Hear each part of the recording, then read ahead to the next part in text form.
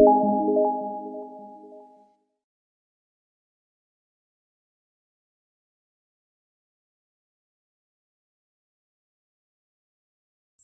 Morning all of you. आप सभी का बहुत बहुत स्वागत है। और जैसा कि हम लोग देख रहे हैं, हमारा जो सब्जेक्ट है प्रारंभिक शिक्षा के नवीन प्रयास, न्यू एलिमेंट्री ऑफ एजुकेशन। इसमें आपने देखा कि स्वतंत्र भारत के पहले शिक्षा का क्या स्तर था और भारत के स्वतंत्र होने के बाद में शिक्षा का क्या स्तर है। तो इसमें हम दोनों तरीके से देखेंगे, तो दोनों का जब हम तुलनात्मक अध्ययन करेंगे तो हम पाएंगे कि भारत में शैक्षिक स्तर पर कई तरीके से बहुत अच्छा विकास किया है। तो हम लोग देखते हैं कि हम लोगों ने जैसे स्वतंत्र भारत के पूर्व जो भारत की शिक्षा का स्तर था, जैसे हम लोगों ने देखा कि 1813 चार्टर एक्ट के मुताबिक भारत के शैक्षिक स्तर की जाँच की। 1835 में शिक्षा के स्तर लॉर्ड मैकाले की घोषणा या विवरण पत्र देखा। और 1854 जुलाई 1854 जो बोर्ड के घोषणा पत्र में जो पॉलिसी का अनाउंसमेंट हुआ था उसमें देखा। ये सभी योजनाएं जो हैं पूर्व निर्धारित योजनाओं के आधार पर रिव्यू होती रही है, समीक्षा होती रही है और उसके तत्पश्चात जो है नया विवरण पत्र भी प्रस्तुत होता चला गया। इसके बाद हम लोगों ने देखा हंटर कमीशन में देखिए क्या हुआ, बहुत सारा चेंजमेंट देखने को मिला। इस सबसे पहले क्या था कि डाउनवर्ड फिल्ट्रेशन ऑफ थ्योरी, सबसे पहले इसको फिनिश किया गया, ब्रेक किया गया and then after new policy announcement की गई। इसमें जो उद्देश्य था जन शिक्षा को लागू कराना। ये हंटर कमीशन जो कि 1882 में हंटर कमीशन आया, तो इसका उद्देश्य था पूर्व निर्धारित योजना में जो विवरण पत्र में सुरक्षित बात थी वो ये थी कि डाउनवर्ड फिल्ट्रेशन थ्योरी, छनाई का सिद्धांत या छन्नी का सिद्धांत या निस्यंदन सिद्धांत था, उसको खत्म किया गया 1882 में। और इसको खत्म करने के बाद में जन शिक्षा को प्रोत्साहन दिया गया, जन शिक्षा को बढ़ावा दिया गया। देखिए 19वीं शताब्दी में ही ये प्रयास जो है निरंतर रूप से तीव्रता के साथ में बढ़ना शुरू हुआ 19वीं शताब्दी के अंत में। इसके बाद में 1902 में भारतीय शिक्षा विश्वविद्यालय आयोग का गठन हुआ। विश्वविद्यालय आयोग आया,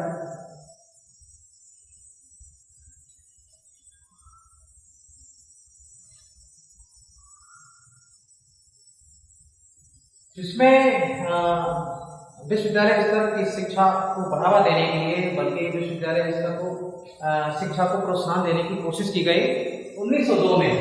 और इसी योजना के आधार पर 1917 में सैडलर कमीशन का गठन हुआ। सैडलर कमीशन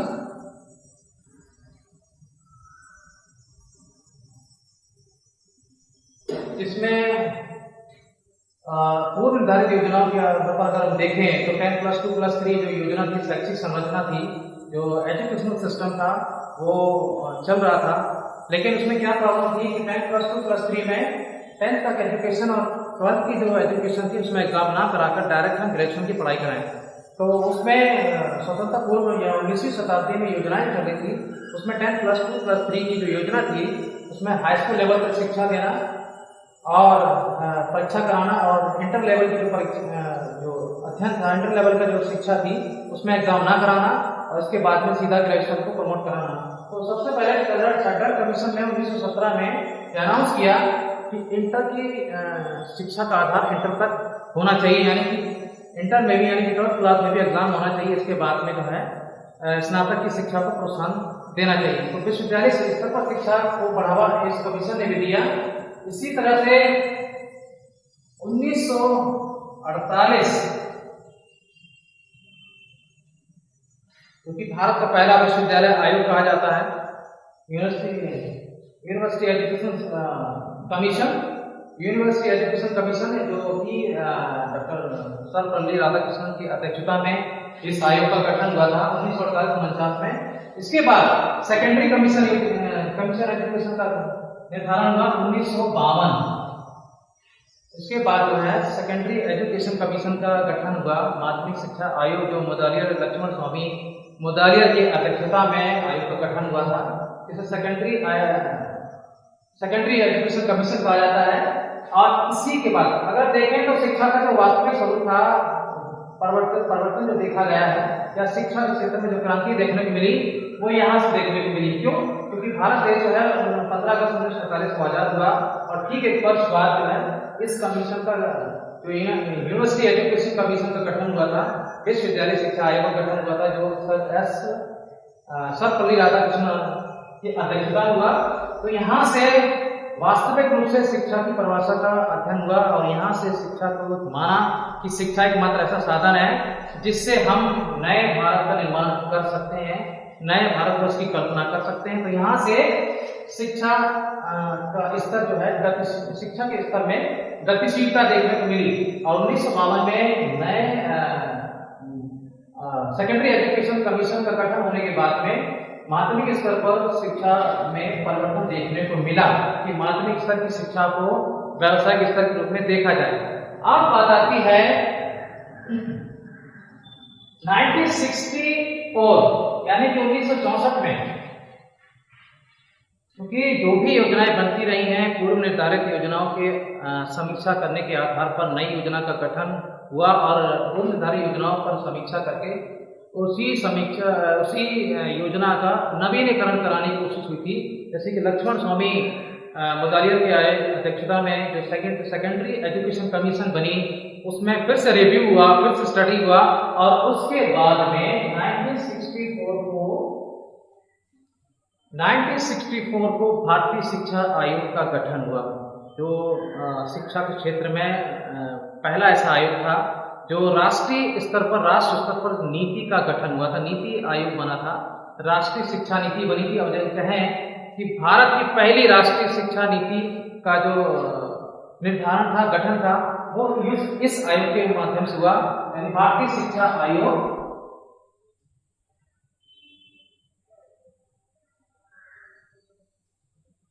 तो डियर स्टूडेंट 1964 यानी कि 14 जुलाई 1964 को 1964 इस आयोग का गठन हुआ।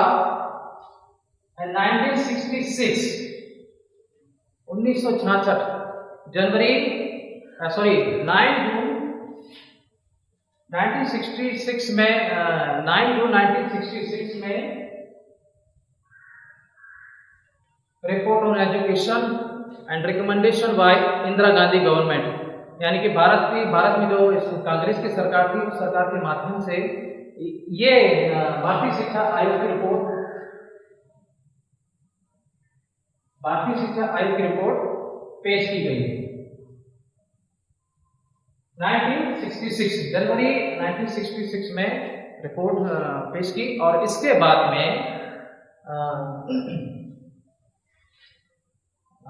1968 यानी कि 29 जून 1968 को भारत की पहली राष्ट्रीय शिक्षा नीति का गठन हुआ। 24 जुलाई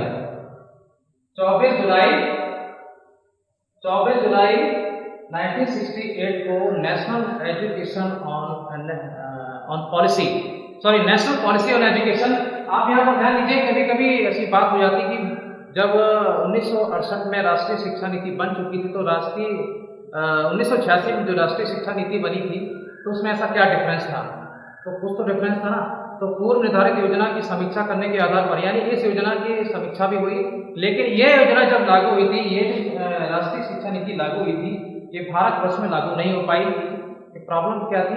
हालांकि मुदालियर शिक्षा आयोग का जो प्रयास था, उसी प्रयास के आधार पर इस रिपोर्ट का गठन हुआ, इस आयोग का गठन हुआ और दिन आफ्टर रिपोर्ट इश्यू हुई। और इसके बाद में नेशनल NPE, इसको कहते हैं NPE, यानी कि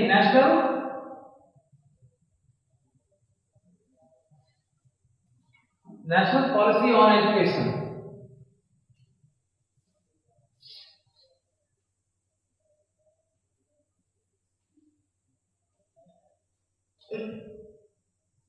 हम लोगों ने देखा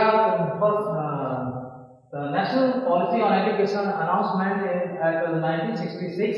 Then after the policy, first national education policy introduced at for 24 जुलाई 1968 में नेशनल पॉलिसी ऑन एजुकेशन बनी, नेशनल पॉलिसी ऑन एजुकेशन, जबकि 1986 में आप देखोगे तो नेशनल एजुकेशन पॉलिसी बनी थी, यानी राष्ट्रीय शिक्षा नीति। तो यहाँ पर क्या था कि कांग्रेस की गवर्नमेंट थी और इंदिरा गांधी गवर्नमेंट दिशा निर्देशन में नेशनल पॉलिसी ऑन एजुकेशन का गठन हुआ और इसके बाद में यहाँ पर इसी पीरियड में कांग्रेस सरकार चली गई और उसके बाद जनता दल का सरकार बनी, जनता दल का गठन हुआ, सरकार अस्तित्व में आई और इसके बाद फिर इस सरकार का ब्रेक होने के बाद में फिर कांग्रेस सरकार बनी और इसके बाद में जनवरी 1985 में राष्ट्रीय शिक्षा नीति का प्रस्ताव पारित हुआ था। यहाँ पर अभी राष्ट्रीय शिक्षा नीति बनी नहीं थी, यहाँ पर क्या था, रिपोर्ट प्रस्तावित की गई राष्ट्रीय शिक्षा नीति के आधार पर, राष्ट्रीय शिक्षा नीति के आधार पर जो है रिपोर्ट प्रकाशित हुई। तो अब ये रिपोर्ट जो प्रकाशित हुई थी, अब ये देखिए नेशनल पॉलिसी ऑन एजुकेशन और ये किस पर आधारित थी, NEP। देखिए यहाँ पर ये डिफरेंस है, ये था नेशनल पॉलिसी ऑन एजुकेशन और ये था पहला डिफरेंस। आप ये देख लोगे कि नेशनल पॉलिसी ऑन एजुकेशन कब रिलीज हुआ, ये हुआ 24 जुलाई 1968 यानी कि 24 जुलाई 1968। और national education policy, national education policy first introduced at January 1985, यानी कि पहली बार जो है नवीन शिक्षा नीति का जो प्रस्ताव था, नवीन शिक्षा नीति संबंधित जो प्रस्ताव था वो जनवरी 1985 में पारित हुआ। देखिए नेशनल पॉलिसी ऑन एजुकेशन है, नेशनल एजुकेशन पॉलिसी। अब आप यहाँ पर ये देखेंगे जो आज हमारे भारत में जो भी योजनाएं लागू होती हैं, जो भी कोई नया संशोधन होता है या कोई कानून पारित होता है, तो वो हालांकि आप देखेंगे जब भारत का जो संविधान बना था वो ब्रिटिश गवर्नमेंट के आधार पर, ब्रिटिश प्रणाली के आधार पर बना था, जहां पर संसद सर्वोच्च होती है जबकि भारत देश में संविधान सर्वोच्च है। संविधान के आधार पर जो भी प्रस्ताव पारित होता है, संविधान पूरी तरह सुरक्षित किया जाता है और बाद में संसद के सदनों के द्वारा पारित किया जाता है। तो इसी तरीके से नेशनल एजुकेशन पॉलिसी जो पारित हुई थी जनवरी 1985 को, तो 8 मई देखिए ये प्रस्ताव पारित हुआ, अभी लागू नहीं हुई थी। जनवरी 1985 में ये पॉलिसी लागू नहीं हुई है, एजुकेशन नेशनल एजुकेशन पॉलिसी यहाँ पर पारित हुआ था, प्रस्ताव पारित हुआ था कि समिति के आधार पर प्रस्ताव को पारित किया गया था कि हम ये प्रस्ताव देना चाहते हैं राष्ट्र स्तर पर। तो इसमें 1 मई 1986 यहाँ पर प्रस्ताव पारित हुआ। अब ये प्रस्ताव पास होने के लिए गया संसद में, तो संसद में गया था 1 मई 1986, 1 मई 1986 में लोकसभा में पास हुई। नेशनल एजुकेशन पॉलिसी का जो प्रस्ताव था वो लोकसभा सदन से 8 मई 1986 को पास हुआ और 13 मई 1986 को जो हमारा संसद का दूसरा सदन है वो राज्यसभा के द्वारा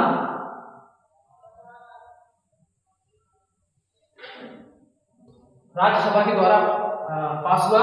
तो पहला आपने देखा कि 8 मई 1986 को लोकसभा से नेशनल एजुकेशन पॉलिसी यानी कि राष्ट्रीय शिक्षा नीति का जो प्रस्ताव था वो यहाँ से पारित हुआ 8 मई 1986। ध्यान रखिए दोस्तों, माय डियर स्टूडेंट, ध्यान रखिए, पॉइंट नोटिस करने वाले हैं कि पहली बार ये प्रस्ताव कब पारित हुआ था, तो 8 मई 1986 लोकसभा से पारित हुआ और इसके बाद 13 मई 1986 में राज्यसभा से पारित हुआ और इसके बाद में राष्ट्रपति के हस्तक्षेप के आधार पर राजपत्र में ये योजना, ये नीति पूरी तरह से पूरे भारतवर्ष में लागू कर दी गई थी, जो आज भी जिसे अन्य नाम से जाना जाता है, इस राष्ट्रीय शिक्षा नीति को कहते हैं नवीन शिक्षा नीति।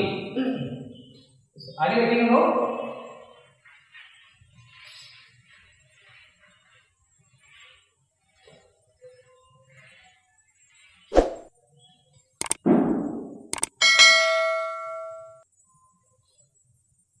इस तरह से डियर स्टूडेंट, इस तरीके से 1986 में नेशनल एजुकेशन पॉलिसी इंट्रोड्यूस्ड हो चुकी थी। पूरे भारतवर्ष में लागू हो चुकी थी और आज भी पूरे भारतवर्ष में ये शिक्षा नीति के तहत शिक्षा का गतिशीलता देने की कोशिश की जा रही है। शिक्षा को गतिशील किया जा रहा है और इस तीव्रता से शिक्षा में परिवर्तन इस आधार पर बराबर हो रहा है। 1986 में राष्ट्रीय शिक्षा नीति यानी कि नेशनल एजुकेशन पॉलिसी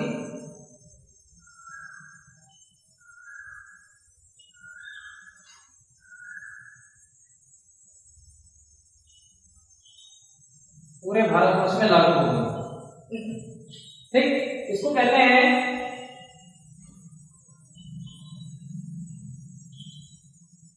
पहली बार इस राष्ट्रीय शिक्षा नीति में इस उपनाम भी दिया गया नीति प्लस योजना।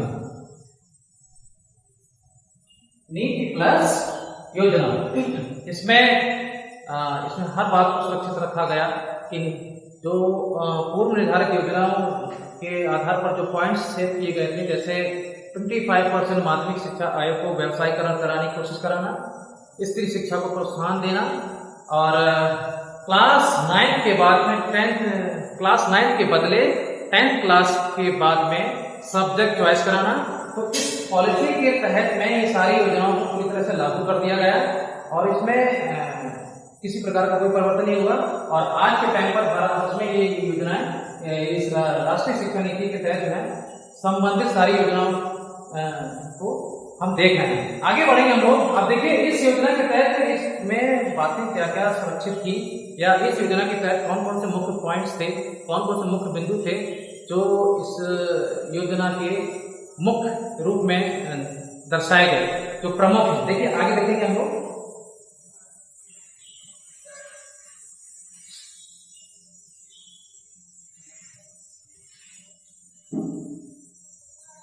संबंधित योजना के प्रमुख बिंदु क्या है ये जानना आवश्यक है। तो सबसे पहला पॉइंट था 14 वर्ष तक के बच्चों को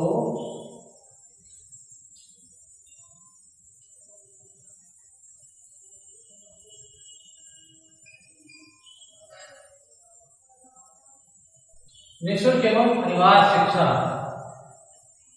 निःशुल्क एवं देखिए राष्ट्रीय शिक्षा नीति के तहत पहला जो मुख्य बिंदु था जो कि अनुच्छेद 21 के अंतर्गत है। अनुच्छेद 21 में पहले ही सुरक्षित कर दिया गया है। अब तो ये नवीन नीति के तहत जो है आज के हम देखेंगे तो आज के टाइम पर तो राष्ट्रीय अनुच्छेद आर्टिकल 21 में इस बात को पूरी तरह से लागू कर दिया, बल्कि सुरक्षित कर दिया गया कि अनुच्छेद 21 में 14 वर्ष के बच्चों को निःशुल्क एवं अनिवार्य शिक्षा की उपलब्धता करानी चाहिए या उपलब्ध होना चाहिए। लेकिन अनुच्छेद 45 में इस बात को पूरी तरह से अनिवार्य कर दिया गया कि 14 वर्ष तक के बच्चे, जब तक बच्चे 14 वर्ष तक नहीं हो जाते हैं तब तक भारत सरकार निःशुल्क एवं अनिवार्य शिक्षा की व्यवस्था करेगी।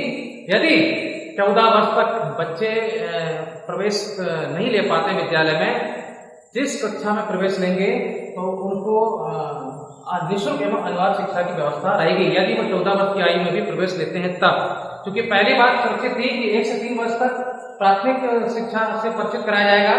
इस राष्ट्रीय शिक्षा नीति की योजना थी तो इसमें पहली थी कि 1 से 3 वर्ष तक प्राथमिक शिक्षा की व्यवस्था और 6 वर्ष के बाद विद्यालय में प्रवेश या नामांकन कराने की व्यवस्था लागू हो चुकी थी।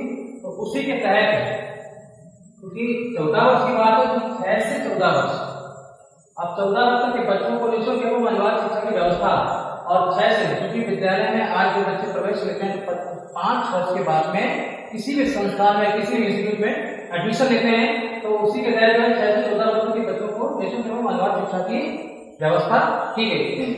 तो अनुच्छेद 45 में ये बात को सुरक्षित किया गया कि जब तक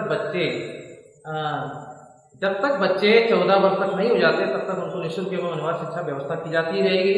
यदि 14 वर्ष की आयु में प्रवेश लेते हैं तो जो व्यवस्था 14 वर्ष तक के बच्चों के लिए लागू है वही व्यवस्था उनके आगे तक भी लागू रहेगी, यानी 14 वर्ष तक अगले 10 वर्षों तक उनको वही शिक्षा योजना से लाभान्वित कराया जाएगा जो इस वर्ष तक के बच्चे पा रहे हैं। यदि वे 14 वर्ष के बाद बच्चे प्रवेश लेते हैं तब। तो उसमें पहला प्रमुख बिंदु था 14 वर्ष की आयु आयु तक बच्चों को विश्व एवं अनुवाद शिक्षा की व्यवस्था, और दूसरा पॉइंट था शिक्षा पर व्यय, शिक्षा के क्षेत्र में व्यय करने की व्यवस्था, यानी कि आवश्यकता के अनुसार शिक्षा पर व्यय करने की व्यवस्था की जाए। आवश्यकता पड़ने पर शिक्षा या संस्थानों में शिक्षा के क्षेत्र में परिवर्तन कराने के लिए व्यय निर्धारित कर दिया गया। और वो व्यय आएगा कहां से, ये जानना जरूरी है। वो व्यय आएगा नेशनल एजुकेशन, नेशनल इनकम। देखिए, हर वर्ष भारत में नेशनल इनकम काउंट होती है, जो भी इसमें जीडीपी रहता है, प्रति व्यक्ति आय को भी देखा जाता है, और इसी आधार पर नेशनल इनकम काउंट की जाती है। और नेशनल इनकम जो काउंट होती है, नेशनल इनकम के आधार पर भारत में जो भी संगठन है उसमें इस राष्ट्रीय धनराशि व्यवस्था के आधार पर उस विभिन्न संगठनों या विभिन्न शिक्षा विभागों में धन का व्यय किया जाता है। लेकिन कितना, ये जानना जरूरी है। नेशनल इनकम यानी कि भारत में शिक्षा के क्षेत्र में भारत की आय का 6% यानी कि 6% आय का व्यय होगा। ये पूरी तरह से सुरक्षित कर दिया कि राष्ट्रीय आय, जो भी राष्ट्र भारत में या राष्ट्र की जो राष्ट्रीय आय होगी, उस राष्ट्रीय आय का 6% भाग शिक्षा के क्षेत्र में व्यय किया जाएगा। आगे बढ़ते हैं हम लोग। अच्छा, दूसरी बात क्या है कि नेशनल इनकम काउंट कैसे होती है या कौन काउंट करता है, ये जानना जरूरी है। कॉम्पिटिटिव क्वेश्चन है, ये कंपटीशन में आ जाता है कि भारत की राष्ट्रीय आय की गणना कौन सा संगठन करता है, जिसको कहते हैं CSO, इसको कहते हैं CSO, सेंट्रल स्टैटिस्टिक्स ऑर्गेनाइजेशन।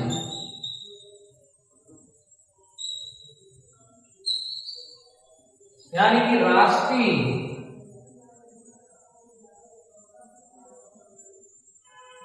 सांख्यिकी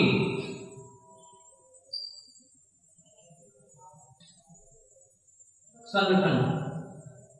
इस आयोग के द्वारा भारत की राष्ट्रीय आय की गणना की जाती है, जिसमें आय और व्यय दोनों का ब्यौरा निर्धारित होता है, बजट डिसाइड होता है, और आने वाले भविष्य में या आने वाली भविष्यदर्शी कल्पनाओं पर जो व्यय होना चाहिए वो राष्ट्रीय आय के आधार पर होती है, राष्ट्रीय आय के आधार पर निर्धारित किया जाता है।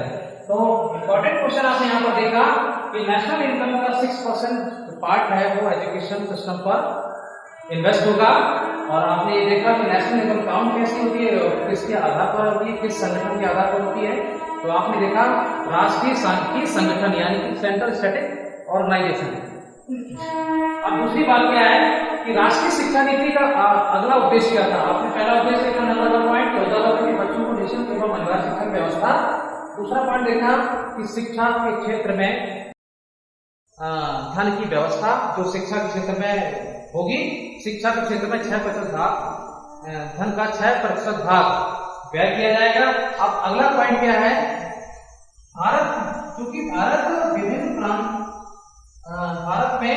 प्रांत हैं और प्रत्येक प्रांत से संबंधित विभिन्न प्रकार की संस्कृति है, प्रत्येक प्रांत से संबंधित विभिन्न प्रकार की भाषा है, प्रत्येक प्रांत से संबंधित उनकी वेशभूषा है, उनका रहन सहन है।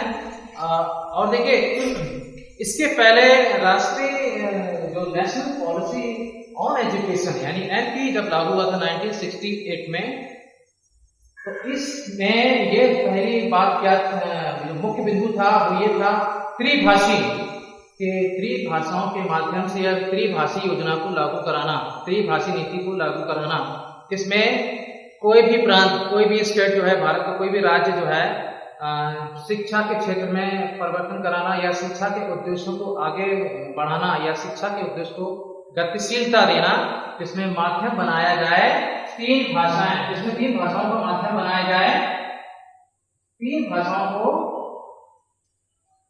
माध्यम बनाया जाए।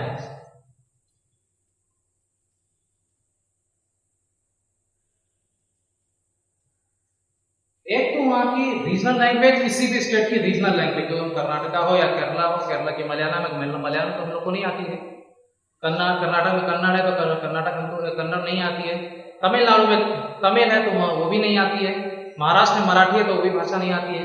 तो जो भी स्टेट है वो स्टेट अपने रीजनल लैंग्वेज के माध्यम से एजुकेशन सिस्टम को रेगुलेट करेगा, शिक्षा को गतिशील करेगा, शिक्षा संबंधित उद्देश्यों को गतिशील करेगा।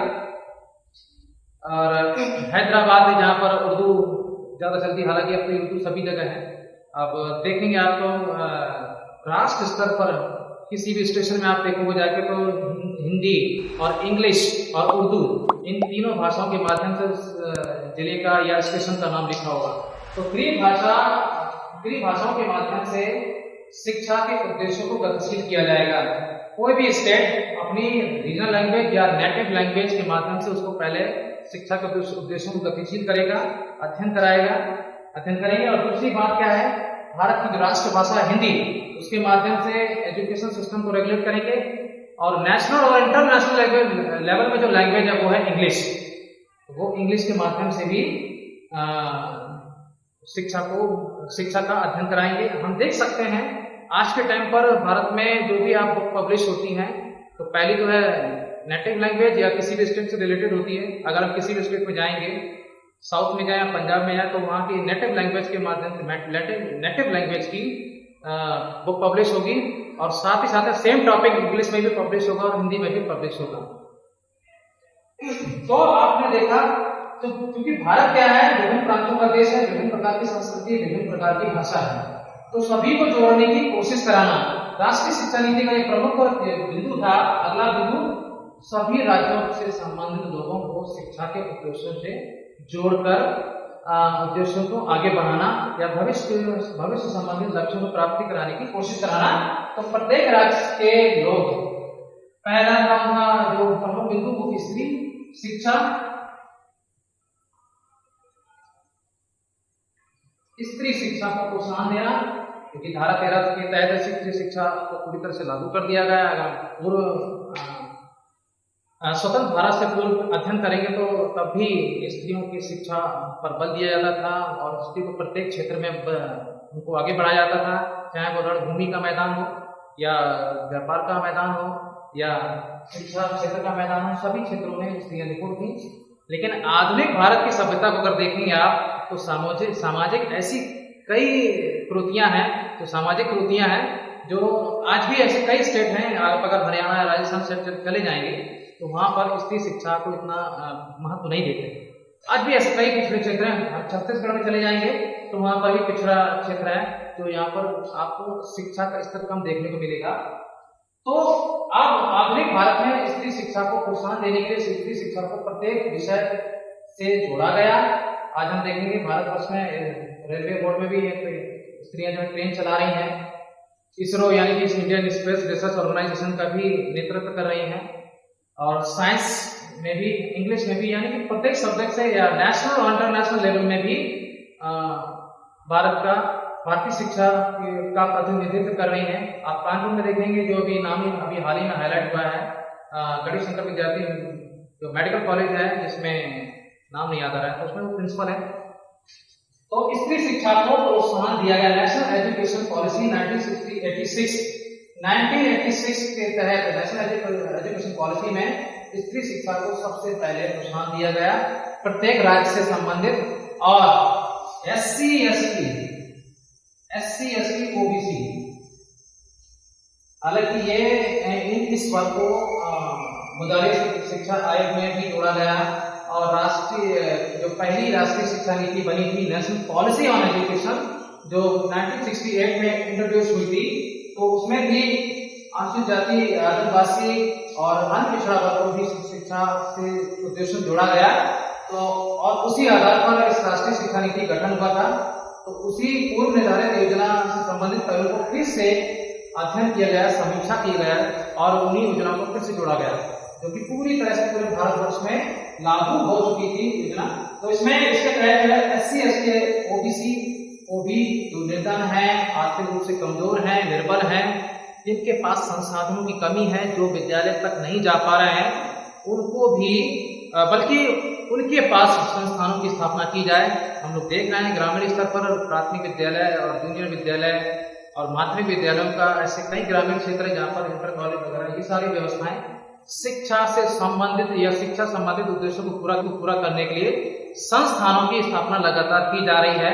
जो शिक्षा संस्थान तक नहीं जा पा रहे थे, शिक्षा संस्थान वहीं पर खोले जा रहे हैं ताकि वे निर्धन लोग, निर्बल लोग, जो आर्थिक रूप से कमजोर हैं, वो सरल व स्वतंत्र रूप से शिक्षित हो सके।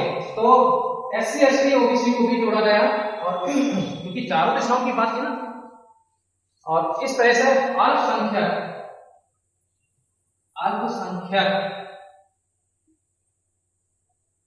अल्पसंख्यक समुदाय को भी जोड़ा गया। आप आधुनिक भारतीय शिक्षा व्यवस्था में देखेंगे तो इस समुदाय को यह अधिकार दे दिया गया है कि अपनी संस्कृति के आधार पर, अपनी भाषाओं के आधार पर स्वेच्छा से अपनी रुचि के अनुरूप कहीं भी शिक्षा संस्थानों की स्थापना कर सकते हैं। जैसे कि 1875 में अलीगढ़ मुस्लिम विश्वविद्यालय की स्थापना हुई थी, और कानपुर में जैसे हली मुस्लिम विश्वविद्यालय है, हली मुस्लिम स्कूल है, जो यही एक इसका उदाहरण है। तो इसमें ये शिक्षा अगर दे दिया गया था कि वे अपनी इच्छा के अनुसार, देखिए सबसे पहले इस शिक्षा के उद्देश्य से जोड़ा गया, और इसके बाद में जब जैसा उद्देश्य आगे बढ़ा, उस उद्देश्य के आधार पर इनको स्वतंत्र अधिकार भी दिया गया कि अपनी रुचि के आधार पर, अपनी शिक्षा के आधार पर संस्थानों की स्थापना कर सकते हैं व संस्कृति को बढ़ावा दे सकते हैं। इसके बाद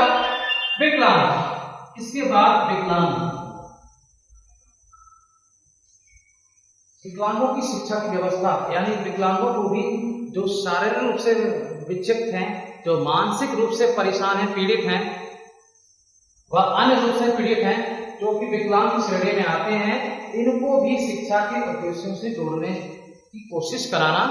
और आप देखें तो आज के आधुनिक भारत में शिक्षा के प्रत्येक विषय से संबंधित विकलांग भी अपना योगदान दे रहे हैं।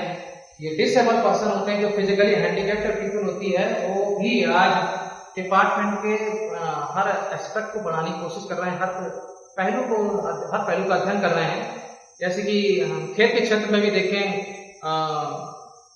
पिछले पैरालंपिक ओलंपिक में, जो ओलंपिक के बाद में जो गेम्स होते हैं, पैरालंपिक ओलंपिक, जिसमें दीपा कर्माकर गोल्ड मेडलिस्ट थी, जो पैरों से, यानी कि उनका स्पाइनल जो था वो डिसेबल था, उसकी वजह से वो, उनके पैर काम नहीं करते थे। उन्होंने व्हील चेयर में बैठे बैठे शॉर्ट पार्ट पर थ्रो किया था।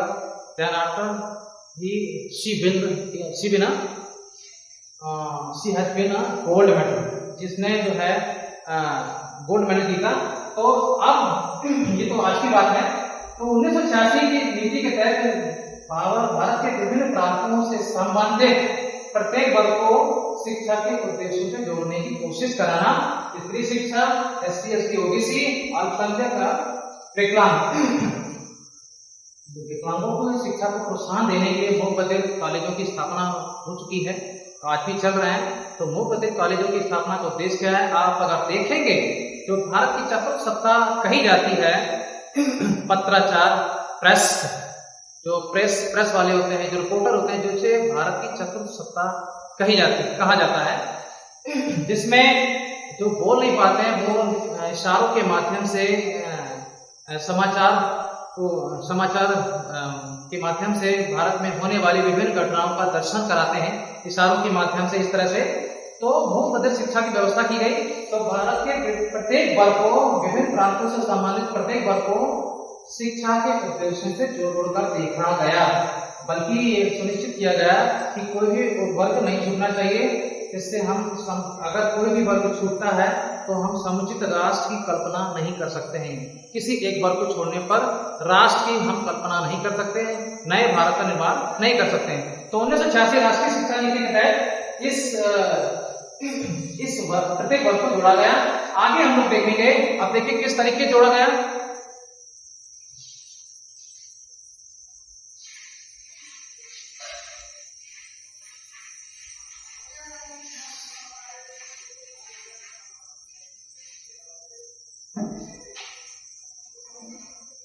ग्रामीण क्षेत्रों में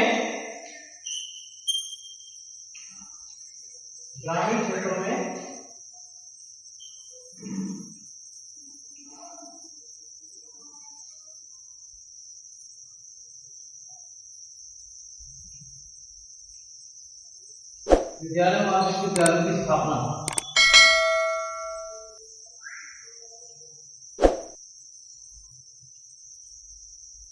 विश्वविद्यालय की स्थापना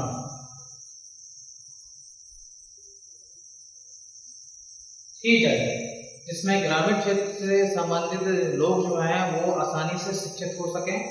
जो लोग मुंबई या कलकत्ता या मद्रास नहीं जा सकते हैं, या गोवा नहीं जा सकते हैं, या पंजाब नहीं जा सकते हैं, तो उनके ग्रामीण क्षेत्रों में, यानी ग्रामवासियों को शिक्षा से जोड़ने के लिए उनके ही क्षेत्रों में विद्यालय व विश्वविद्यालय की स्थापना की जाए और शिक्षा के प्रत्येक विषय का अध्ययन कराया जाए। और दूसरी बात क्या थी, 10+2+ शैक्षिक संरचना लागू की जाए। 1986 राष्ट्रीय शिक्षा नीति के तहत ये भी प्रमुख बिंदु था कि 10+2+3 के आधार पर शिक्षण उद्देश्यों को गतिशील किया जाए। ठीक है, क्योंकि एक शैक्षिक संरचना लागू की जाए, पूरे भारतवर्ष में देख रहे हैं इससे संबंधित कई सारे संगठन जुड़े हुए हैं। 1961 में एनसीईआरटी आया। 1962 में सीबीएसई बना। 1963 में केंद्रीय विद्यालय बना। जो सेंट्रल लेवल के ये संस्थाएं हैं और एक ही शैक्षिक संरचना चल रही है। आप चाहे लद्दाख में चले जाइए तो वहां पर केंद्रीय विद्यालय में वही स्टडी हो रही है जो यहाँ पर कानपुर में स्टडी हो रहा है, या लखनऊ में स्टडी हो रहा है, या इलाहाबाद में स्टडी हो रहा है। तो केंद्र स्तर पर, पूरे राष्ट्र स्तर पर एक शैक्षिक संरचना को बढ़ावा मिल रहा है, देखने मिल रहा है। और इसको प्रोत्साहन देने के लिए 26 सितंबर 1985 को एमएचआरडी गठन हुआ था। जिसका उद्देश्य था प्राथमिक स्तर पर साहित्य के क्षेत्रों में विभिन्न संस्थानों को प्रोत्साहन देना और दिशा निर्देशन देना। आगे हम उद्देश्यों की बात करते हैं कि आगे के उद्देश्य क्या थे। पहले आपने देखा कि शिक्षा क्षेत्र में राष्ट्रीय आय का 6% भाग व्यय किया जाएगा। विभिन्न प्रांतों संबंधित 4 वर्गों को जोड़कर शिक्षित कराने की कोशिश की जाएगी। ग्रामीण क्षेत्रों में विश्वविद्यालय की स्थापना की जाएगी व तकनीकी शिक्षा के माध्यम से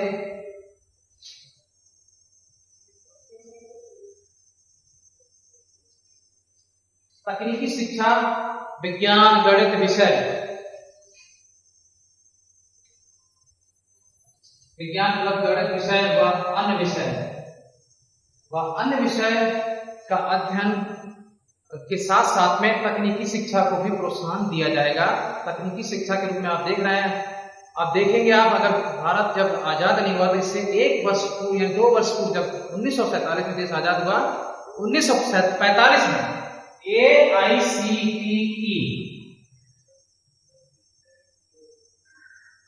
AICTE का गठन हो चुका था, जिसका उद्देश्य था तकनीकी शिक्षा को प्रोत्साहन देना। All India council of technical education. तो टेक्निकल एजुकेशन में आप देखेंगे पॉलिटेक्निक हो रहे हैं और ITI हो रहा है और कई सारे तकनीकी शिक्षा संबंधित, और इंजीनियरिंग में देखेंगे आप तो बीटेक हो गया आपका, एमटेक हो गया आपका। तो इसे कई सारे तकनीकी शिक्षा को प्रोत्साहन देने के संबंधित कोर्सों का संचालन हो रहा है। तो 1986 शिक्षा नीति के तहत, राष्ट्रीय शिक्षा नीति के तहत तकनीकी शिक्षा को प्रोत्साहन दिया जाए, विज्ञान व गणित विषयों व अन्य विषयों का भी अध्ययन कराया जाए, उनके मूल्यों का संरक्षण किया जाए, एक समान शैक्षिक संरचना को लागू किया जाए और संबंधित कोर्सों से किताबों की व्यवस्था की जाए। संबंधित कोर्सों को प्रोत्साहन देने के लिए किताबों की व्यवस्था की जाए, प्रत्येक विषय को जोड़कर, चाहे वो तकनीकी शिक्षा हो, या गणित की शिक्षा हो, या विज्ञान की शिक्षा हो, या इंग्लिश की शिक्षा हो, या हिंदी की शिक्षा हो, या शारीरिक शिक्षा हो, या सामाजिक शिक्षा हो, तो प्रत्येक विषय को जोड़कर किताबों की व्यवस्था की जाए और इस नीति से संबंधित उद्देश्यों को क्रियाशील कैसे किया जाए या किस आधार पर किया जाए, इसमें भी इस बात का ध्यान रखा गया। अब देखिए इसमें क्या बात का ध्यान रखा गया कि शिक्षा का स्तर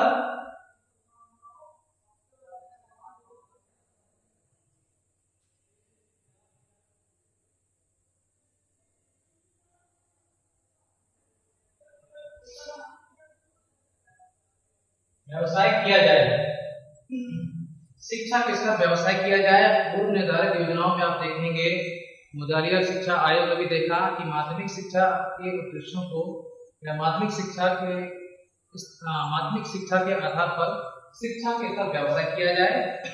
1968 में जो राष्ट्रीय शिक्षा नीति लागू हुई थी, नेशनल पॉलिसी ऑन एजुकेशन जब लागू हुआ तो उसमें भी इस बात को सुरक्षित किया गया कि एजुकेशन को कमर्शियल या बिजनेस में कमर्शियल वे में कन्वर्ट किया जाए, परिवर्तित किया जाए।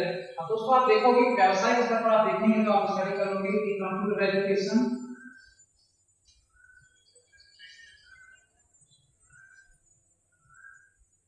व्यवसाय स्तर पर कंप्यूटर एजुकेशन चल रही है, इसको इंक्लूड कर दिया गया। शिक्षा को व्यवसाय के स्तर में परिवर्तित कराने की कोशिश करना। तो राष्ट्रीय शिक्षा नीति का एक प्रमुख उद्देश्य था कि शिक्षा को व्यवसाय के रूप में परिवर्तित कराना। तो इसलिए शिक्षा के व्यवसाय के स्तर पर प्रोत्साहन देने के लिए कंप्यूटर एजुकेशन को लागू किया एंड टेक्निकल एजुकेशन को लागू किया।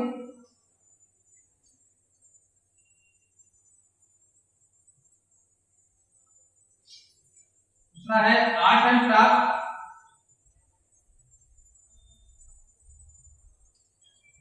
सीनियर सेकेंडरी स्कूल में देखेंगे जो भारतवर्ष में जो सीबीएसई स्कूल है, सेंट्रल स्कूल है, जिसमें SCPW सब्जेक्ट है, जिसका उद्देश्य है कि शिल्प कला को प्रोत्साहन देना, यानी कि हाथों के माध्यम से कुछ गुलदस्ते बनाना, ऐसा प्रोजेक्ट बनाना, चार्ट पेपर बनाना, जो मन मस्तिष्क में जो कल्पना जो बच्चे संजो कर रखते हैं, मन मस्तिष्क में जो कल्पनाओं को बनाने की कोशिश करते हैं रचनात्मक रूप से, उस रचनात्मक शक्ति को प्रदर्शित कराने की कोशिश करना।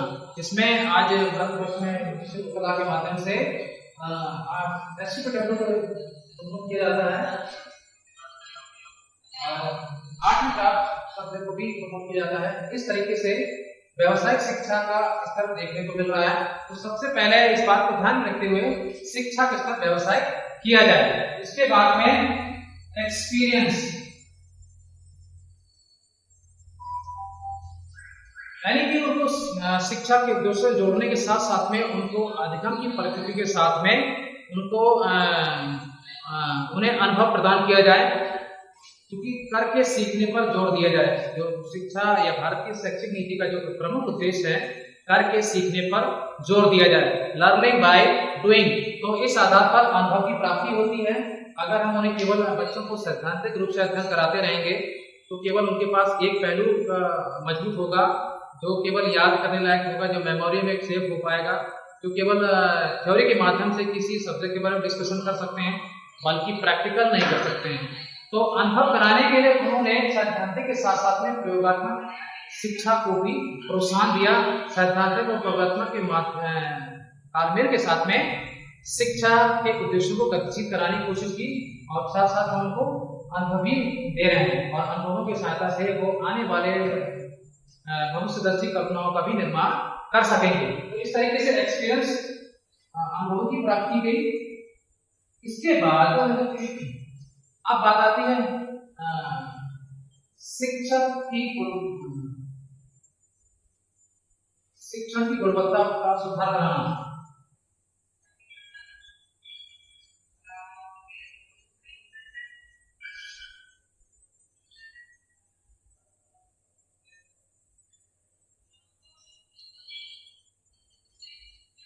अब टीचरों को प्रोत्साहन देना है, टीचरों से उद्देश्य की पूर्ति कराना है। तो शिक्षा की एकमात्र ऐसा साधन है जिसमें हम विश्वविद्यालय के संस्थान के उद्देश्यों को पूर्ति करा सकते हैं, उद्देश्यों का निर्धारण कर सकते हैं और लक्ष्य की प्राप्ति कर सकते हैं। तो शिक्षकों को प्रोत्साहन देने के लिए वेतन वृद्धि की व्यवस्था की जाए। तो इसमें ये फैक्टर जोड़ा गया कि शिक्षण की गुणवत्ता का सुधार कराने के साथ साथ में वेतन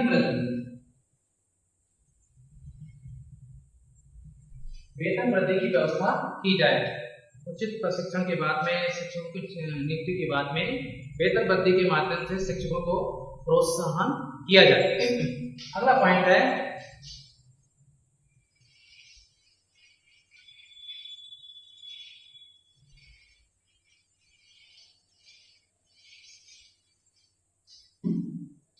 अडल्ट।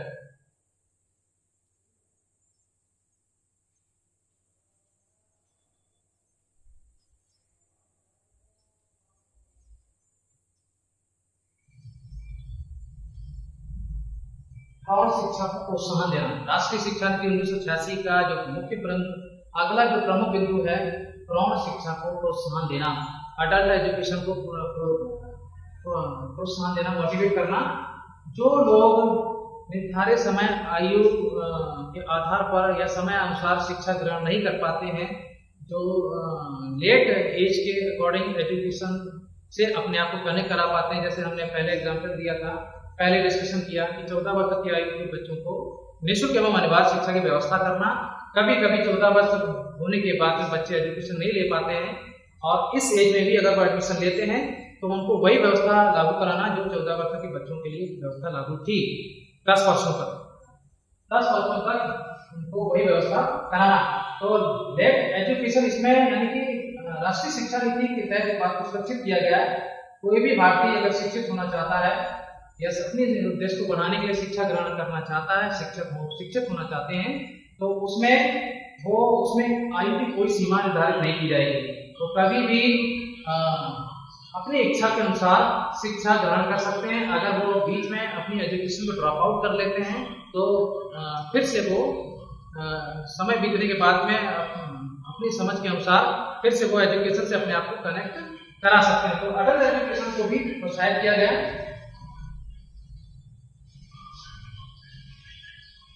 तो 1986 शिक्षा नीति में दोनों बातें थी। एक तो हम आवश्यकता के अनुसार, समय अनुसार शिक्षित हो रहे हैं। अगर हम ड्रॉप आउट हो रहे हैं तो ड्रॉप आउट होने के बाद में फिर से, क्योंकि इस शिक्षा नीति अब आप देखेंगे प्राथमिक स्तर पर, माध्यमिक स्तर पर स्कूलिंग सर्वे हुआ करता है।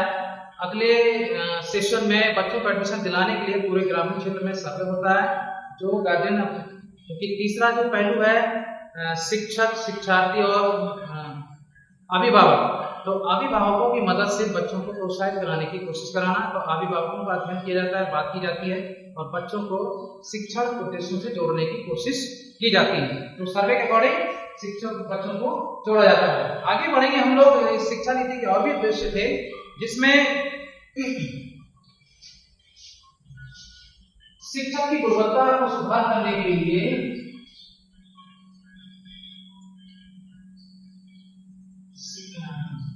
शिक्षकों का चयन कैसे किया जाए। तो गुणवत्ता के आधार पर, उनकी योग्यता के आधार पर योग्य शिक्षकों की नियुक्ति की जाए और शिक्षा के प्रत्येक स्तर पर योग्य शिक्षकों के माध्यम से शिक्षण उद्देश्यों को गतिशील किया जाए। इस तरह से शिक्षा पर अनुकूल प्रभाव देखने को मिलेगा। राष्ट्रीय शिक्षा नीति में ये बात सुनिश्चित किया गया, यदि कोई शिक्षक किसी विषय को रुचिपूर्ण या लोकप्रिय तरीके से अध्ययन कराते हैं तो शिक्षा में बहुत अच्छा प्रभाव देखने को मिलेगा। तो शिक्षा के प्रभाव के आधार पर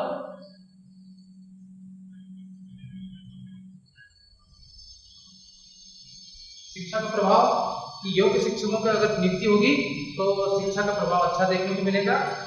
और संबंधित पहलुओं के ध्यान में भी रखते हुए हम इस नीति को क्रियान्वित करेंगे, यानी कि सामाजिक अनुभव के आधार पर या समाज या कार्य अनुभव के आधार पर हम संबंधित लोगों को प्रोत्साहित करेंगे और लोगों को प्रोत्साहित करने के बाद शिक्षण उद्देश्य को जोड़ने की कोशिश करेंगे। ठीक है, इस तरीके से अब क्योंकि शिक्षा की परिभाषा में पहलू है नैतिक पहलू का विकास,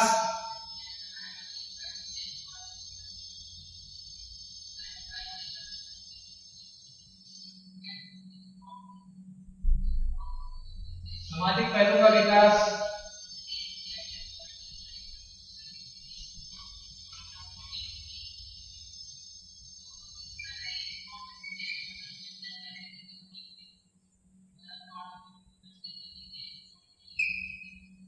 और मानसिक पहलू का विकास,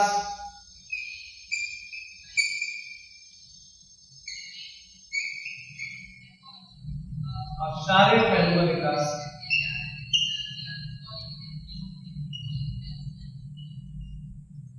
जब चारों पहलू जुड़ जाते हैं तो शिक्षा की परिभाषा पूरी हो जाती है।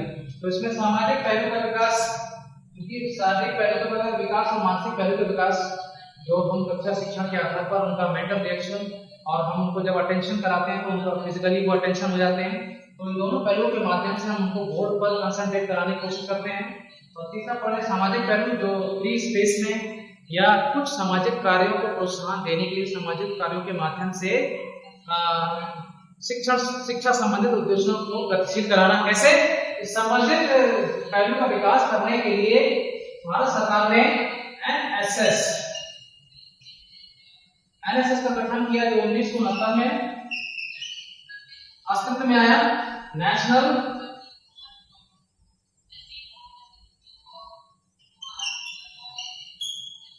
सोशल स्कीम और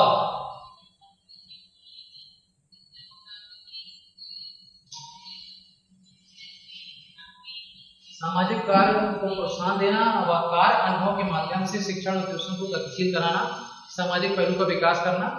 तो इस तरह से हम किसी भी भारतीय का सर्वांगीण विकास कर सकते हैं, ऐसा पूरी तरह से सोचा गया। बल्कि आज हम देख ही रहे हैं एनसीसी, जो कि 1948 में अस्तित्व में आया। नेशनल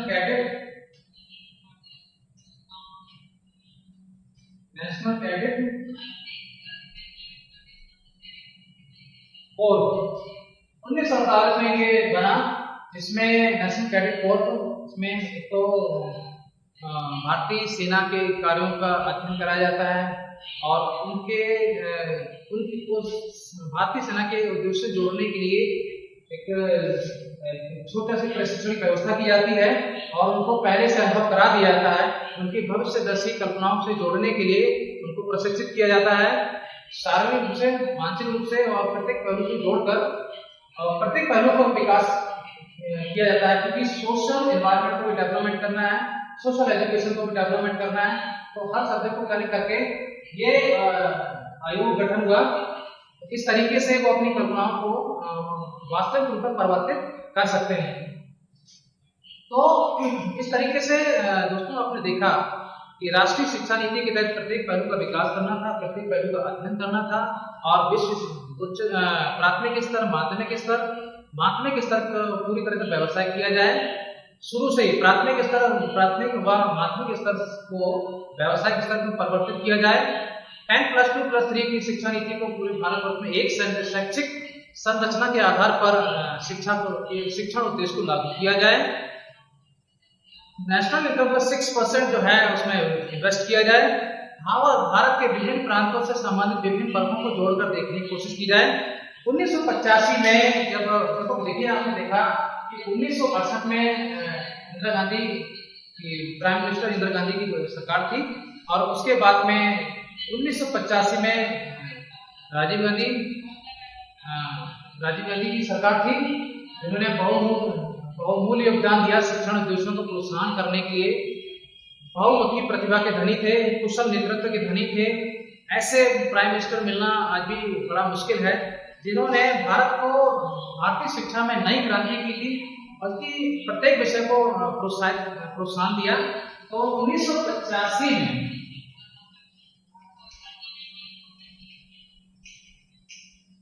क्योंकि अभी हम लोगों ने थोड़ी देर पहले डिस्कशन किया था कि विभिन्न प्रांतों से संबंधित निर्बल लोगों को जोड़ना, निर्धन लोगों को प्रोत्साहन करना, स्त्री शिक्षा को प्रोत्साहन करना, विकलांग शिक्षा को प्रोत्साहन करना, अल्पसंख्यक